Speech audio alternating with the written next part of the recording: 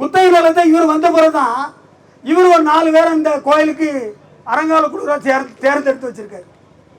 இந்த 4 பேர் யாருன்னு பார்த்தீங்கன்னா திமுக காரன் தான். திமுக காரன் யாருக்கு சப்போர்ட்டா பேசுவான்? விவசாயிகளுக்கு சப்போர்ட்டா பேசுவான்.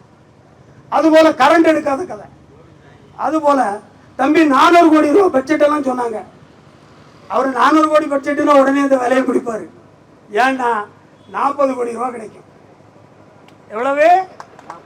40 கோடி ரூபா கிடைக்கும். நீங்க பாருங்க, தம்பி சுந்தரம் சொன்னது போல இன்னும் 3 நாள்ல பூ போடுவார். எங்க கன்னியாகுமரியில் போய் பூ போடுவார். பூ போட்டுட்டு அங்கே ஒரு பேட்டி கொடுப்பாரு. 400 கோடி ரூபாயை நான் கொண்டு வர போறேன்ட்டு. ஏன்னா இன்னும் 6 மாதம் தான் தலையெழுத்து. இந்த 6 மாதத்துக்குள்ள அதில் ஒரு 40 கோடி ரூபா அடிச்சுட்டு போயிடலாம்னு நினைப்பாரு. இந்த நம்பியார் கருமேனியார் திட்டத்தை நீங்கள் பார்த்தீங்கன்னா முதல்ல ஒரு பட்ஜெட்டு 300 கோடி ரூபா பட்ஜெட் தான்.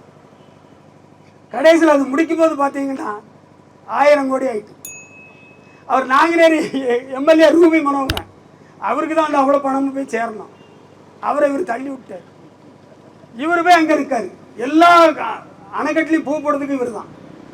இத்தனை வருஷம் நம்மளும் பார்த்துருக்கோம். பாபநாச அணையோ மணிமுத்தார் அணையோ திறக்கிறதுக்கு கலெக்டர் போவார், அதிகாரிகள் போவாங்க. இவர் போய் பூ போடுதார். இவர் பூ போட்ட அன்னைக்கு மழை வர மாட்டேன். அவன் வானிலை சொல்லுதான், ராதாபுரம் வட்டாரத்தில் எல்லா இடத்துலையும் மழை பெய்யுங்க. இவர் 2 நாள் ராதாபுரத்தை சுற்றிட்டாருன்னா மழை பெய்யும். காரணம் அவ்வளோ கைராசியானக்காரர்.